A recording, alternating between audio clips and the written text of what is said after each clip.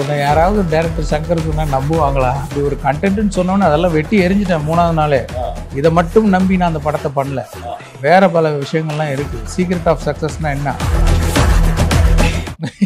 நமக்குள்ளே அந்த middle class, lower middle class ஒரு ஆள் இருக்க தான் செய்யலாம்.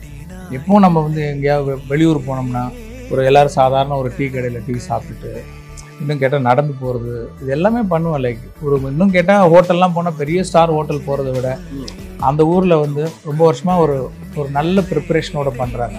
மோர் தென் த லுக்கு, குவாலிட்டி, அதாவது பழைய ரெசிபியோடலாம் இருக்கக்கூடிய ஃபுட்டு. அந்த கடை வந்து கொஞ்சம் சுமாராக தான் இருக்கும். ஒரே ஒரு ரூம் கூட இருக்கும். அங்கேயும் கூட போய் சாப்பிடுவோம். அவ்வளோதான், ஒன்றும் இல்லை. நான் வந்து டக்குன்னு டிரைவர் வரலன்னா 2 வீலரில் நம்ம வீட்டில் வேலை செய்கிற பையனோட 2 வீலரில் போய் ஆஃபீஸ் போயிடுவேன். இப்போ கூடவா? ஆமாம் போயிடுவேன். அவ்வளோதான். இப்போ தனிப்பட்ட முறையில் நீங்கள் சாதாரணமாக எப்போதும் சிம்பிளாக இருக்க மாதிரி அப்படியே அதான் பிடிச்சிருக்கு. ஆமாம், அதுதான் உண்மைங்க.